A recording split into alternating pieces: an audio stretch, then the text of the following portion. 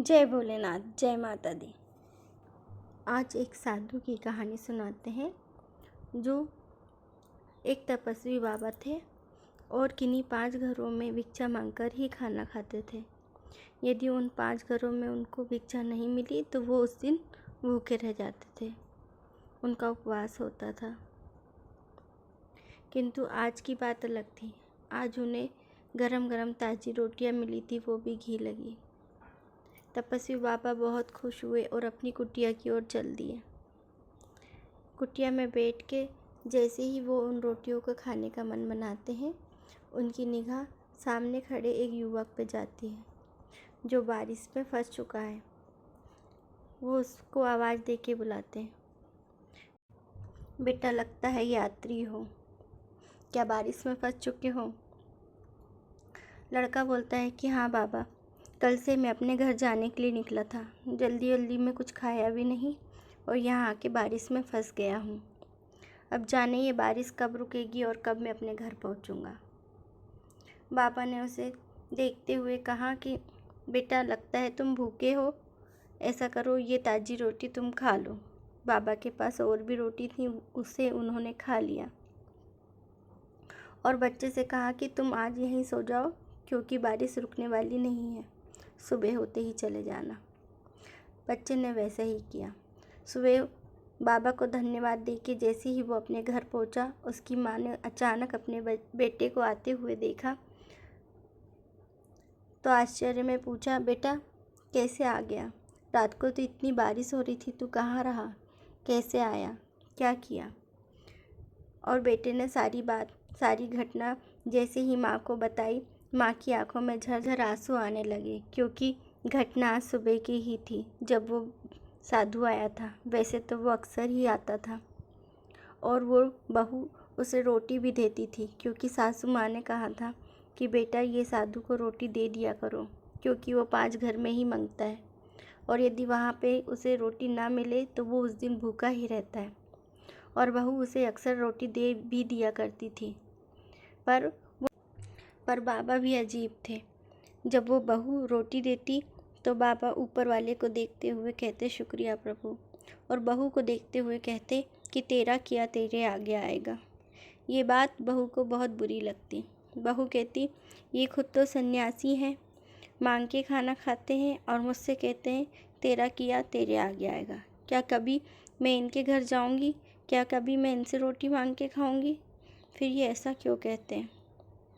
और आज उसे इतना गुस्सा आया था कि उसने उनके लिए जो रोटी बनाई उसमें उसने सोचा कि मैं इसमें जहर ही मिला देती हूँ। और जहर मिली वो रोटी जब वो सेक रही थी तब उसका मन पलटा और उसको लगा कि नहीं, वो गलत कर रही है। उसने झट से उन रोटियों को आगी में डाल दिया, फिर दूसरा आटा गूँथा और ताज़ी रोटी बनाई और जब बाबा आया तो उसको घी लगा के रोटी दी क्योंकि उसे कहीं ना कहीं गलती लग रही थी कि मैंने इसमें जहर मिलाया था। तो उसने अपनी गलती को सुधारते हुए उन गरम रोटियों में घी भी लगा के बाबा को दिया था। और जब बच्चा उसे बता रहा था कि एक सन्यासी बाबा जो नदी किनारे रहता था उसने उसकी मदद की, तो उसे सारी घटना याद आ गई। अब जिस बात को सोच के उसकी रूह कांप जाती थी कि आज यदि उसने वही रोटी बाबा को दे दी होती तो उसका बेटा उसके सामने नहीं होता। उसने उस बाबा का और ऊपर वाले का धन्यवाद दिया और अपने बच्चे को गले लगा लिया। आज उसने जाना कि उस बाबा जो वो कहता है कि तेरा किया तेरे आगे आएगा, वो किस तरह से सच होता है।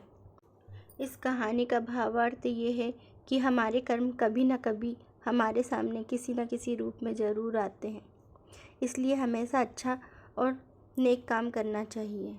हमारे द्वारा किए गए नेक काम उसी तरह होते हैं जैसे किसी वट वृक्ष में लताएं लटकते रहती हैं और जो समय पाकर मजबूत जड़ बन जाती हैं और विशाल झाड़ को संभाल लेती हैं। उसी द्वारा आपके द्वारा किए गए अच्छे कार्य समय आने पर आपको बड़ी से बड़ी मुसीबत से सहज रूप से निकाल लेते हैं। पता नहीं आपके द्वारा किया गया कौन सा कार्य कब किस रूप में सामने आए और आपकी बड़ी मुश्किल का हल बन जाए। इसलिए अच्छे कार्य करिए। जैसे कि अभी गर्मी का समय है यदि हो सके तो पक्षियों के लिए पानी रखें। यदि घर के सामने गायें आती हैं तो उन्हें पानी पिलाने की व्यवस्था करें।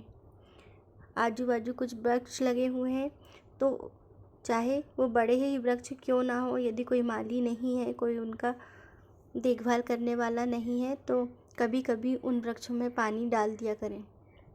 यदि बाहर घूमने जाते हैं और आम जामुन जैसे फलों को खाते हैं तो उनकी गुठलियों को सुखा कर अपनी गाड़ी में रखें और जैसे ही किसी जंगल से गुजरे इन गुठलियों को वहाँ डाल दें ताकि बरसात में कुछ वृक्ष वहाँ लग जाएं और इस तरह अपने पुण्य का खाता बढ़ाते चलें। आपके द्वारा किए गए ये छोटे छोटे सहयोग प्रकृति के लिए एक उपहार है और आपकी तरक्की का मार्ग है। और अंत में यही कहना चाहेंगे कि यदि आपको हमारे कार्यक्रम अच्छे लगते हैं तो चैनल को लाइक सब्सक्राइब ज़रूर करें। और अंत में एक छोटी सी कविता। कुछ नेकियाँ कुछ नेक काम कर सको तो करो ताकि प्रकृति को प्रणाम कह सको। प्यासे पंछियों को मिले पानी, कोई तो ऐसी प्याली भरो। पानी पाके अंकुरित हो सके जो बीज, जंगलों में कुछ ऐसे बीज तो फेंको। प्यासे पशुओं को मिले पानी, एक पात्र तो ऐसा भी भरो। कुछ नेकियाँ कुछ नेक काम कर सको तो करो ताकि प्रकृति को प्रणाम तुम कह सको। धन्यवाद। जय माता दी, जय भोलेनाथ।